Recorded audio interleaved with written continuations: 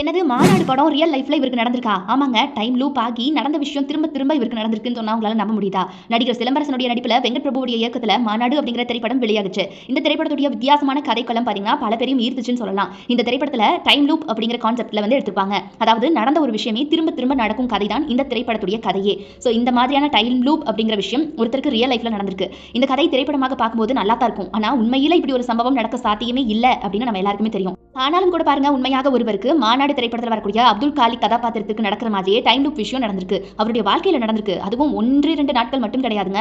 8 ஆண்டுகள் அவர் டைம் லூப்ல சிக்கி தவிச்சிருக்காரு அப்படின்னு சொன்னா அவங்களால நம்பவே முடியல.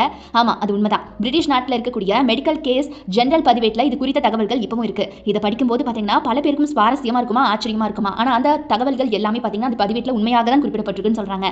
அதுல இருக்கக்கூடிய தகவலின்படி கடந்த 2007ஆம் ஆண்டு பாத்தீங்கன்னா பிரிட்டிஷ் நாட்டை சேர்ந்த 23 வயதான பெயர் வெளியிடப்பட விரும்பாத ஒரு இளைஞர் பாத்தீங்கன்னா அவருடைய வாழ்க்கையில நடந்த தரமான ஒரு சம்பவத்தை சொல்லியிருக்காரு. அவருக்கு என்னென்ன விஷயங்கள் நடந்துச்சு தெரியுமா? அவருடைய வாழ்க்கையில எல்லாமே திரும்ப திரும்ப ஒரு விஷயம் நடந்துகிட்டே இருக்குது, நடந்த மாதிரி இருக்குது அப்படின்னு அவர் குறிப்பிட்டிருக்காரு. இது அவருக்கு பாத்தீங்கன்னா 8 ஆண்டுகள் வரைக்கும் தொடர்ந்து நடந்திருக்குது. இவருடைய பழக்க வழக்கங்கள் தினசரி எப்படி இருக்கும்னா, காலையில எழுந்து செய்தித்தாள் படிக்கிறது, ரேடியோல செய்தி கேட்கறது, டிவி பார்க்குற மாதிரியான பழக்கத்தை வச்சிருந்திருக்காரு. ஆனா திடீர்னு ஒரு நாள் என்ன நடக்குது அப்படின்னா, இவர் கேட்கக்கூடிய செய்திகள், பார்க்கக்கூடிய விஷயங்கள் எல்லாமே ஏற்கனவே நடந்தது மாதிரியான தோற்றம் இவருக்கு தோன்ற ஆரம்பிக்குது. சோ இந்த விஷயங்கள் எல்லாமே ஏற்கனவே நமக்கு நடந்திருக்குதே, இந்த விஷயம்லாம் நம்ம ஏற்கனவே கேட்டுக்கோமே அப்படிங்கிற மாதிரியான சந்தேகம் அவருக்கு வர துவங்குது. முதல்ல இவருக்கு நடந்த விஷயங்களே திரும்ப திரும்ப நடக்கிறதா இவர் நம்பியிருக்காரு. அதுக்கப்புறமா இவர் என்ன பண்றாரு, ஹாஸ்பிட்டலுக்கு போகிறாரு. போயிட்டு அங்க டாக்டர்ஸ் கிட்ட இதை பத்திலாம் சொல்லிட்டு இந்த மாதிரி நடக்குது என்ன பண்ணலாம் அப்படின்னு தீர்வு கேட்கிறாரு. மருத்துவர்கள் இவரை வச்சு ஆய்வு செய்யறாங்க. என்ன மாதிரியான வகை இதெல்லாம் அப்படின்னு. அதுக்கப்புறம் தான் அவங்களுக்கு புரிய வருது. இவங்க அதாவது இந்த நபர் இருக்காரு இல்லையா, இவருக்கு ஒரு வகையான தேஜாவு இருக்கு அப்படின்னு தெரிய வருது டாக்டர்ஸ்க்கு. சோ தேஜாவு அப்படிங்கிறது பாத்தீங்கன்னா ஒரு வகையான மனநோய். அறிவியலின் படி சொல்லணும் அப்படின்னா தேஜாவு, ஜமாஸ்வு, ட்ரெஸ்கியூவு அப்படின்னு சொல்லுவாங்க. தேஜா எண்டெண்டுன்னு சொல்லிட்டு இன்னொரு மனநிலை கூட இருக்குது. சோ தேஜாவு அப்படிங்கிறது பாத்தீங்கன்னா ஒருத்தருக்கு இப்ப நடக்கக்கூடிய விஷயம் ஏற்கனவே அவருடைய வாழ்க்கையில நடந்த மாதிரியே இருக்கும். இப்ப நான் பேசிட்டு இருக்கேன், நான் பேசினது ஆல்ரெடி இந்த நியூஸ் நீங்க கேட்ட மாதிரியே இருந்துச்சு அப்படின்னா அது உங்களுக்கு தேஜாவு. அதுவே ஜமாஸ்வு அப்படிங்கிற விஷயம் பாத்தீங்கன்னா ஏற்கனவே நடக்காத ஒரு விஷயம் நடந்ததா கற்பனை செஞ்சுப்பாங்க. அததான் உண்மை அப்படின்னு நம்பிட்டு இருப்பாங்க.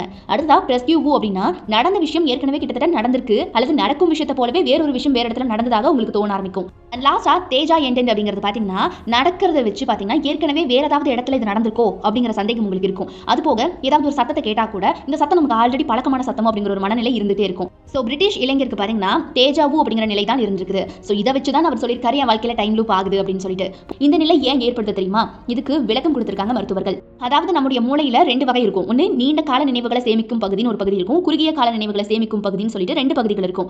அதுல மூளையில சில ரசாயன மாற்றங்கள் ஏற்பட்டு தற்காலிகமா அதாவது குறுகிய பதிவுகளை நம்ம பதிய வைக்க வேண்டியதை ரொம்ப நீண்ட காலத்துல பதிய வச்சிருவோம். சோ இந்த சம்பவம் எல்லாருக்குமே நார்மலா ஏற்படுமா? இதனால தான் பாத்தீங்கன்னா நிறைய பேருக்கு தேஜாவு அப்படிங்கிற விஷயம் ஏற்படுது.